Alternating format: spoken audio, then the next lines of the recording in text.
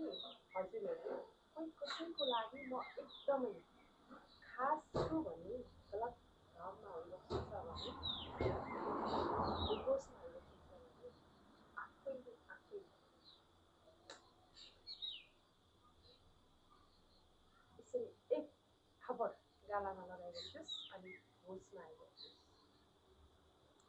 छन् गेडी यहाँ सबै मेरी, छैनन् गेडी सबै फेरि। नजिक बनाउने पनि पैसा अनि टाढा बनाउने पनि पैसा। पैसा रहन्छ सबैको लागि खास बन्न सकिन्छ। पैसा छैन भने कोही कसैको लागि खास बन्न सकिँदैन।